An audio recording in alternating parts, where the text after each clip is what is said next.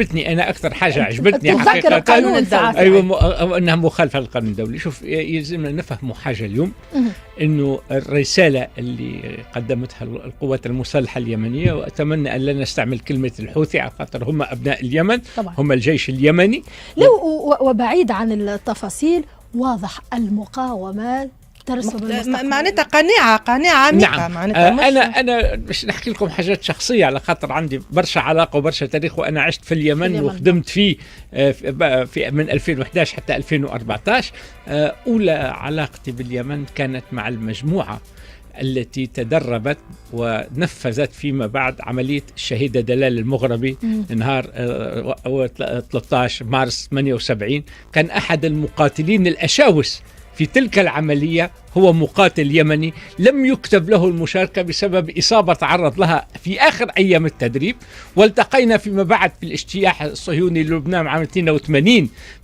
وكانت أيضا هنالك مجموعة من المقاتلين والعسكريين اليمنيين الذين شاركوا بكل قوة وشراسة في الدفاع عن بيروت في تلك المعارك. الحاجة الثانية، يعني كتب لي أني زرت اليمن وبقيت فيها لفترة من عام 2011 ل 2014 لتكتشف معدن هذا الشعب العظيم، ولتكتشف طبيعة لا تقبل الهزيمة. يعني أنا صدقوني ريت حاجات في صنعاء عقلية لا غير العقلية، أنه أنت تكوني جالسة فتري الناس تهبط من فوق السحاب.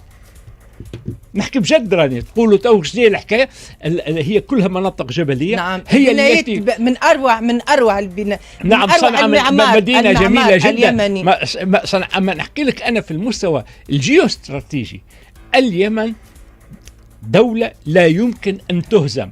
يعني لا يستطيع اي قوه عسكريه على امتداد التاريخ ان تدخل اليمن وتخرج منها منتصره، ولا يستطيع لقوة أن تعلن الحرب على اليمن وتنتصر فيها، لأن الطبيعة الجغرافية والقوة يعني الأشقاء في اليمن هم ما عندهمش هذا الطول وإلى آخره. هم كما نقولوا أجسادهم صغيرة شوية مش كبيرة، ولكن القوة اللي عندهم وقوة الصلابة والتحمل نساء ورجالا تلقى طالع جبلية فهمتي.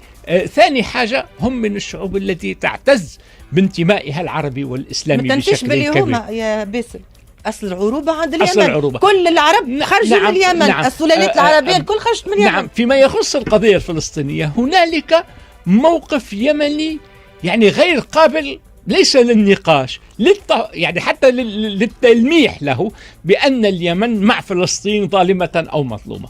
وعندما يتحدثون عن ذلك فهم يتحدثون من إيمان وقناعة، ولا يتحدثون من أجل يعني الشعبوية تسجيل مواقف. لا بالمرتق. وبالتالي اللي صار اليوم بحكم أن خدمت في المنطقة ما بين جيبوتي واليمن هو رسالة للقوى الدولية كاملة، لأن لازمنا نعرف أنه المسافة ما بين البحر في مدخل باب المندب ما بين الحدود اليمنية وحدود جيبوتي في بعض اللحظات تصل إلى أقل من 30 كيلومتر. وبالتالي يعني أي حدث نحن نشوف القوى الدولية كلها ساكتة رغم وجود 37 قاعدة عسكرية في جيبوتي، منها أكبر قاعدة عسكرية موجودة في للولايات المتحدة في إفريقيا.